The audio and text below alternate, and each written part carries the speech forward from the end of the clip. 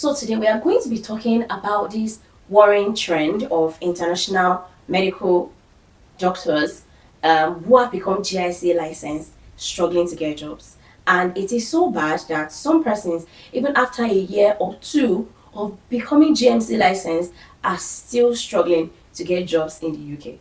I feel like the question really that we want to answer in today's video is the Plab UKMLA pathway still worth it in 2025?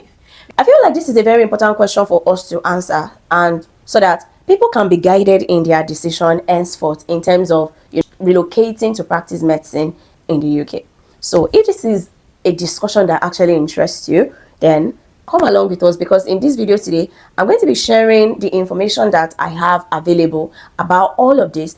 We'll also be outlining some of the contributory factors, and we will finally be talking about what is the way forward. Hello, my name is Blessing and I am a doctor currently practicing in the UK, and on this platform I share content about healthy nutrition, healthy lifestyle, and I also share about my journey as a doctor so far in the UK, and once in a while also talk about my life as an immigrant living in the UK. So you're welcome to become a part of this family. Join us by tapping on that subscribe icon, and so let's get right into the video of today.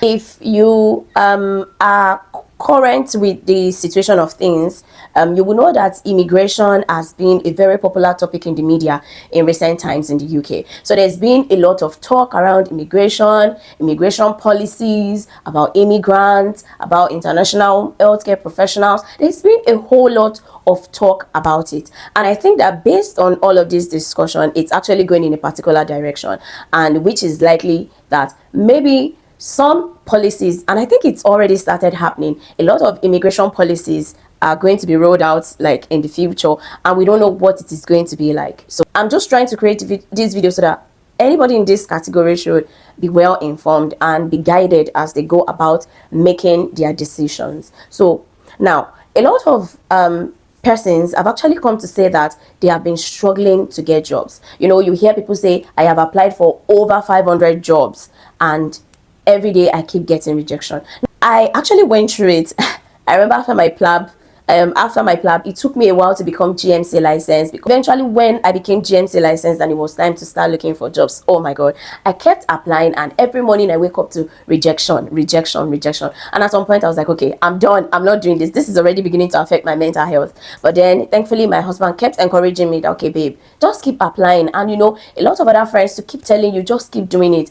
Sometimes it could be like that. And then I kept on until eventually I was able to get a job. Now, usually in the past, after your exams, between 3 to 6 months, you usually secure a job. But these days, I actually know of people who have passed and become GSA licensed for over 2 years and are yet to secure a job in the UK. And that actually is frustrating, because a lot goes into relocating as an overseas doctor into the UK. Writing the Plab exam is expensive, especially I'm just imagining like this current economy where a pound is equal to almost 2,000 naira in Nigeria, and then a doctor having to sit for these Plab exams. I don't know how much Plab 1 costs, but I know that Plab 2 costs over 900 pounds currently. And so I'm just imagining, having to save up money with the current situation of things in Nigeria to come and write a Plab 2 exams, and that is just to register for the exam. Your flight ticket, your visa, your upkeep while you are in the UK, paying for preparatory and academic materials like going to some academies.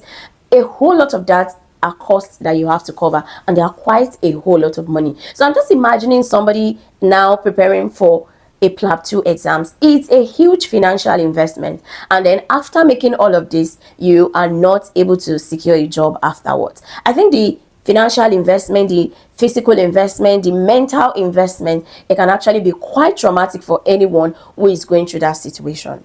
Now, the questions I have is, because I'm just trying to think about why is it that it has become more difficult for these international medical doctors who are GMC licensed to actually get jobs? Could it be that there's been a reduction in the number of jobs available for these international graduates?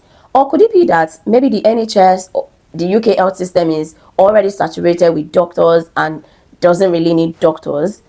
Could it be as a result of increase in the competition, like for these roles?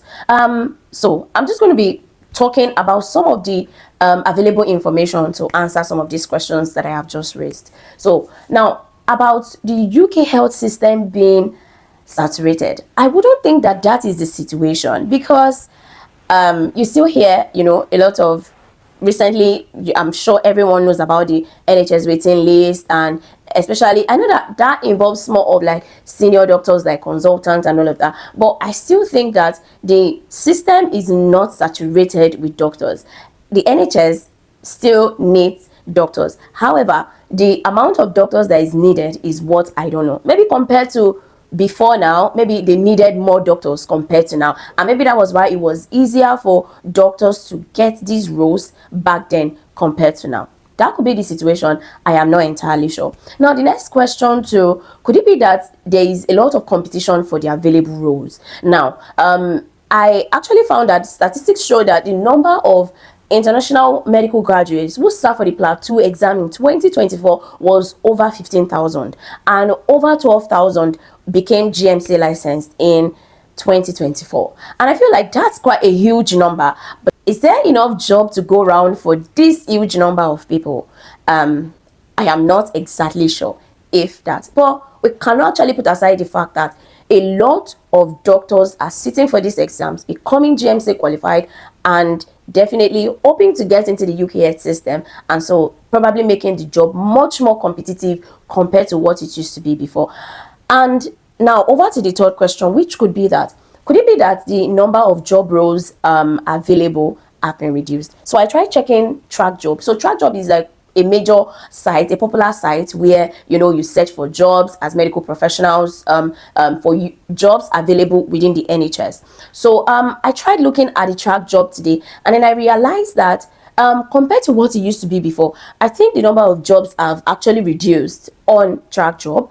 And not only that, these available jobs now have a lot of criteria that makes it almost impossible for an international medical graduate to qualify for that role. For example, a lot of jobs asking for NHS experience. So it means that only doctors who have been in the UK, who have been within the NHS system, can apply for these jobs. Recently, my husband was searching for jobs, and he couldn't apply for a lot of jobs because some were asking for as high as 1 year of NHS experience. So it means that you must have worked in the NHS for 1 year for you to, that's a basic criteria for that job. So it means that if you don't have that criteria, you can't even progress with the application. So I'm just imagining that situation for an international medical graduate. It means that you have been automatically cut off from the people who can apply for that job. So it means that you now have lesser or fewer jobs that you qualify for, that you can apply for, and that further increases the competition because a whole lot of other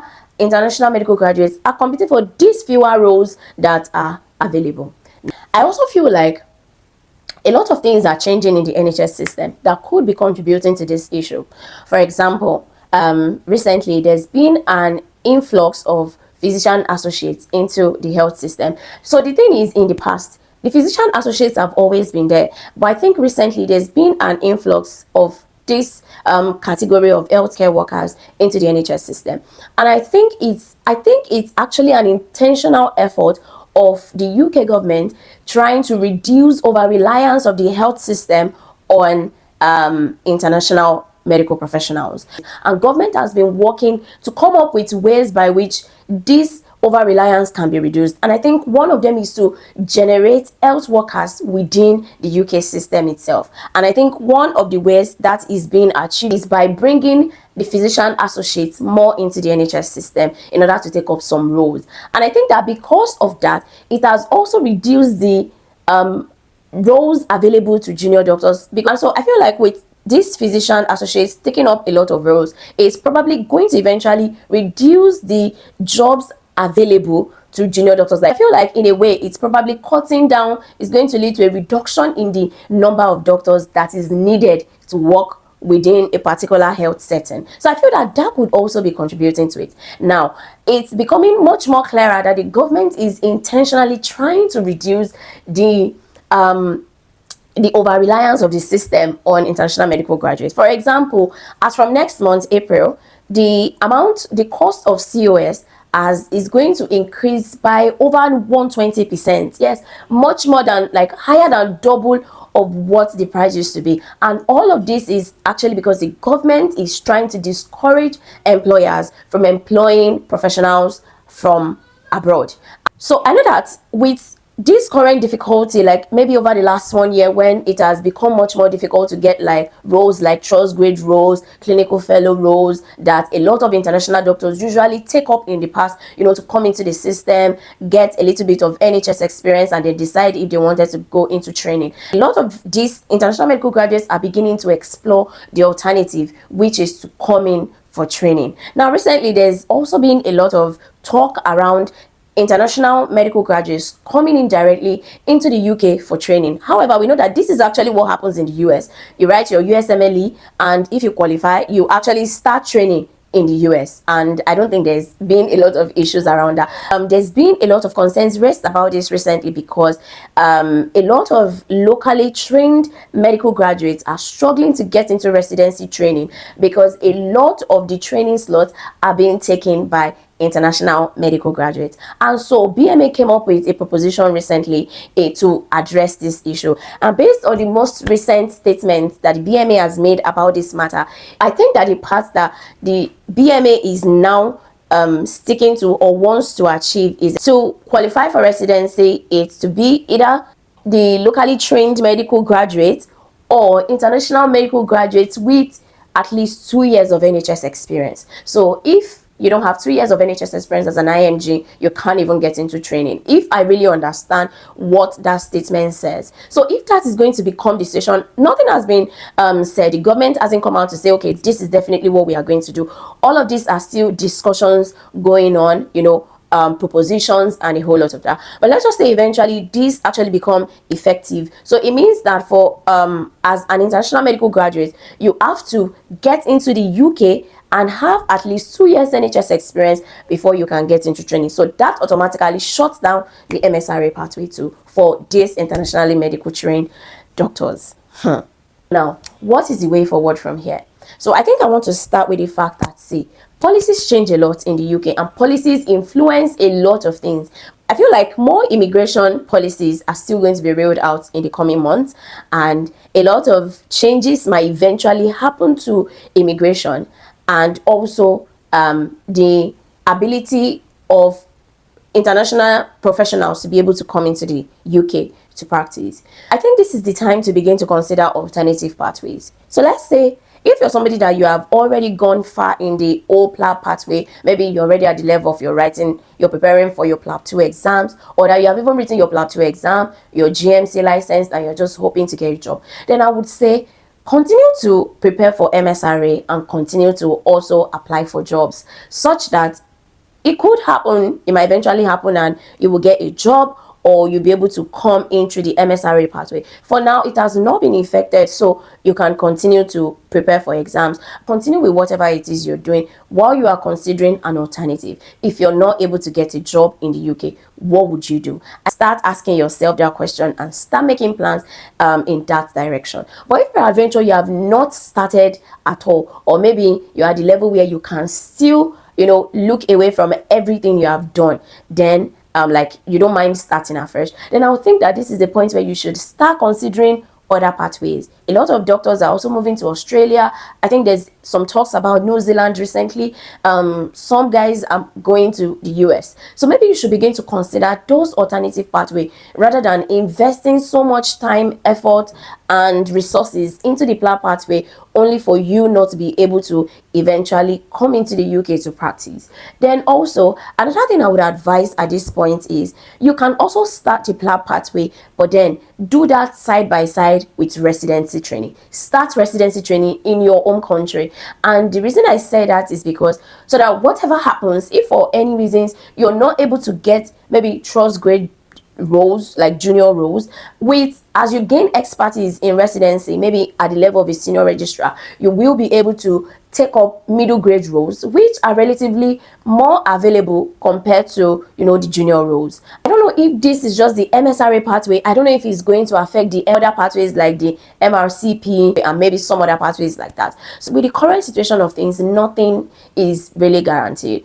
Yes, a lot is being said in terms of immigration. But in the next 1 year, we don't know. Things might change, policies might change that will make it easier for international doctors to come in. So I will still say, at the end of the day, it is still your decision. If it's something you want to do, then go ahead, prepare for it and hope for the best. But then if you feel like there are alternatives that you can consider at this point, then I would say maybe you should start thinking of those alternatives. So free, if you have any further questions, feel free to ask. If I have information, I would give you the information. And also about all of these immigration things, you can actually check the gov.uk, you know, to read more about all of this. You would have access to as much information as you need. So this is where I'm going to be ending this video today. I hope you enjoyed it. Feel free to like, to share, to comment, and also subscribe to this channel.